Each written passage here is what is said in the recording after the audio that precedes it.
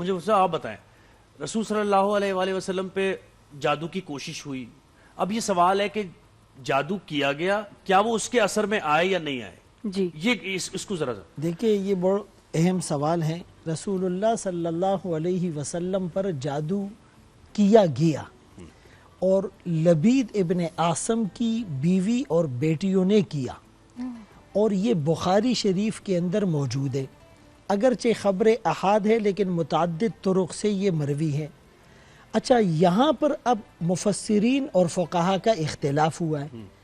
کچھ مفسرین اور فقہا کہتے ہیں کہ یہ عصمت انبیاء کے خلاف ہے. ظاہر رسول اللہ صلی اللہ علیہ وسلم پر جادو کا اثر ہو جانا، اس سے تو ساری تعلیمات وحی کا وہ سلسلہ خدا نخواستہ شکوک اور شبہات کی زد میں آ سکتی ہے، تو اسی لیے وہ اس کا انکار کرتے ہیں. لیکن ایک بہت بڑی تعداد کہتی ہے کہ نہیں، چونکہ حدیث میں آ گیا ہے.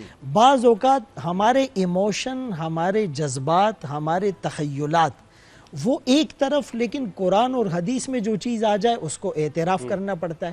تو جادو کیا گیا، البتہ اس کا اثر ایک دن یا آدھا دن رہا، اور وہ بھی آپ کے ظاہری اعضاء اور جوارح پر رہا. کہ فرض کرے آپ کو یاد نہیں رہا کہ میں نے کیا کھایا ہے یا آج میں کہاں گیا تھا.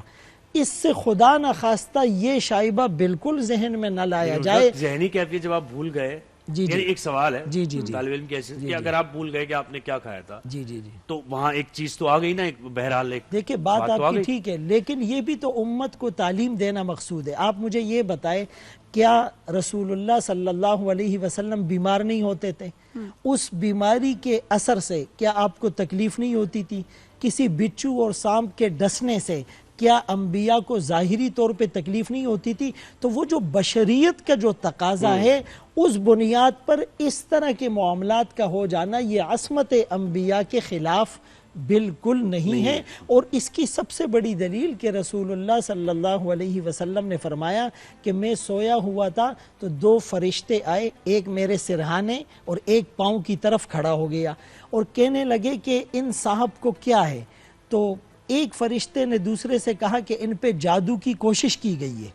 تو دوسرے نے کہا کہ اس کا حل کیا ہے اور جادو کس نے کیا ہے؟ تو جادو کرنے والے کا نام اور بئر زروان اس کنویں کا نام ہے جس میں بال اور کنگھی کو پرو کر رکھا گیا تھا، اس کی نشاندہی کی گئی، اور رسول اللہ صلی اللہ علیہ وسلم وہاں پر گئے اور اس کنگھی اور بالوں کو نکالا گیا. اور قل اعوذ برب الفلق، یہ اگر آپ اس کا ترجمہ پڑھ لیں تو من شر النفاثات فی العقد، یہ نفاسات کہتے ہیں پھونک مارنے والیاں، اکارڈنگ ٹو عربک گرامر. تاکہ بھائی آپ بتائیں کہ یہ جس طرح آیات سے بھی یہ بات ثابت ہوتی ہے، لیکن میں وضاحت کر چکا ہوں کہ اس سے ذہن اس طرف بالکل نہیں جاتا. واضح طور پر یہ بات آ گئی. تاکہ بھائی یہ جس طرح ویڈیوز میں دیکھتے ہیں کہ جی عامل جو ہیں جن نکال رہے ہیں، اور عجیب سی کیفیت ہوتی ہے جس پہ جن ہے اور نکال رہے ہیں، اور ویڈیو ساری یہ طریقہ، اور اتنے لوگ مانتے ہیں، اتنے لوگ آج بھی یہ کرتے ہیں، یہ کتنا صحیح یا غلط ہے، اور پھر آپ کیا اس کا توڑ بتائیں گے؟ ایک چھوٹی سی گزارش ہم اپنے مکتب کے حوالے سے جو ابھی مفتی صاحب نے بیان کی اس میں عرض کر دیں کہ روایات ویسے بہت ساری مختلف موجود ہیں، اور خود امام بخاری فرماتے ہیں کہ میرے پاس جب صحیح بخاری لکھ رہا تھا اس وقت 6 لاکھ روایات موجود تھی، لیکن اس میں سے کم کرتے کرتے جو ضعیف موضوع روایات تھی اس کو ہٹاتے ہٹاتے انہوں نے بھی صرف 6000 سے کچھ حد تک روایتیں ذکر کی ہیں. تو اس سے اندازہ ہوتا ہے کہ کتنی بڑی ایک تعداد تھی روایات کی کہ جو ضعیف اور جھوٹی روایات پر مشتمل تھی. اور ایک اسرائیلیات کا پورا باب ہے جو یہودی علماء کی طرف سے آیا، اور جب انہوں نے اسلامی روایات کے اندر مداخلت کی ہے اور اس کے بعد وہ اسرائیلیات کتابوں کے اندر ذکر ہو گئی ہے. تو کوئی بھی روایت اگر قرآن کی آیت سے ٹکرانے والی ہوگی تو ہم قرآن کو لیں گے، روایت کو تسلیم نہیں کریں گے.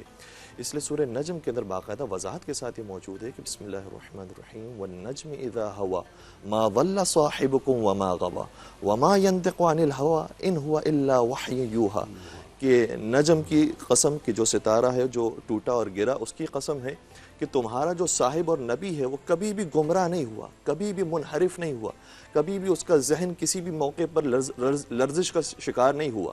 اور جب انہوں نے کلام کیا ہے وما ينطق عن الهوى، جب بھی انہوں نے کلام کیا ہے ان هو الا وحی یوحی، وہ وحی کے مطابق کلام کیا ہے. اس لیے کبھی بھی ایسا نہیں ہو سکتا کہ پیغمبر اکرم کے اوپر کوئی ہذیان یا نسیان یا سہو طاری ہو جائے، اگر کسی نے کوشش بھی کی ہے تو ہمیشہ اسے اسی وقت جواب دے دیا گیا. جیسے حضرت موسیٰ کلیم اللہ کے زمانے میں اگر جادوگروں نے اپنا جادو دکھایا ہے تو حضرت موسیٰ نے اس کو جواب دیا ہے. اسی طریقے سے حضور کے زمانے میں کسی جادوگر نے آپ کے اوپر جادو کرنے کی کوشش کی تو آپ نے مقابلہ کیا اور جواب دیا ہے، اور کبھی بھی اس چیز کا شکار حضور سرور کائنات نہیں ہوئے ہیں.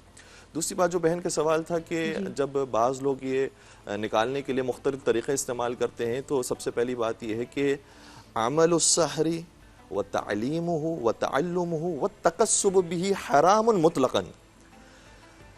جادو کا عمل کرنا، جادو کا عمل سیکھنا یا کسی کو سکھانا اور اس سے کمائی حاصل کرنا، یہ ساری کی ساری چیزیں مطلقاً حرام ہیں. بالکل. تو وہ طریقے کے جو ناجائز ہوتے ہیں اور غیر شرعی ہوتے ہیں وہ تو ویسے بھی حرام ہیں، چاہے جادو کی نیت سے نہ بھی انجام دیے گئے ہوں تب بھی حرام ہے. اگر جادو کے ساتھ یہ عمل انجام دیے جا رہے ہیں تو جادو خود بھی حرام، اس کے بعد وہ عمل جو انجام دیا جا رہا ہے وہ بھی حرام.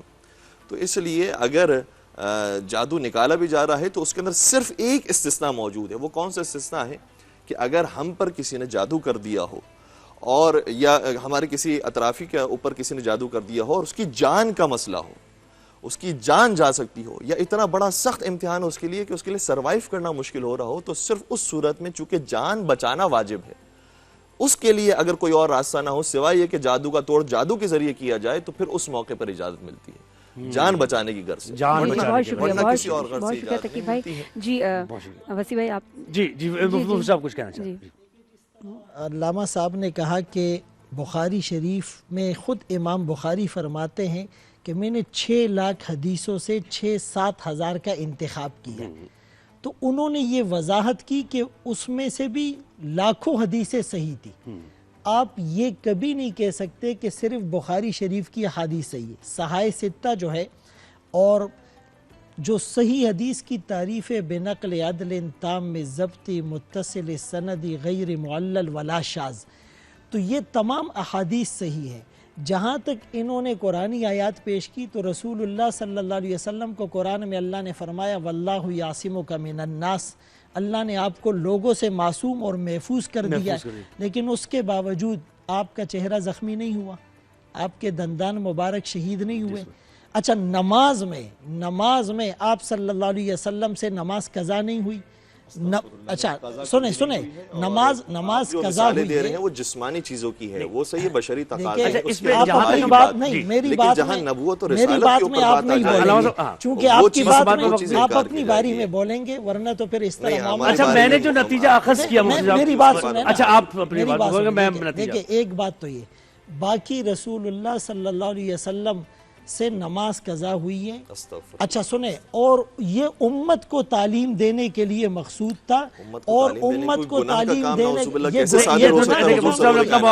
گناہ کا کام نہیں ہے. جی مفتی صاحب نے اپنا موقف علامہ صاحب آپ نے کر دیا. میں ایک بات پہ آپ متفق ہیں. دیکھیں مفتی صاحب آپ ایک بات پہ متفق ہیں کہ دیکھیں جہاں تک یہ جادو کی بات کی ہے نا تو نبی کا وحی کا سلسلہ بالکل اس سے کوئی دونوں متفق ہیں، مفتی صاحب بھی علامہ صاحب بھی، کہ وحی کا سلسلہ بالکل متاثر نہیں.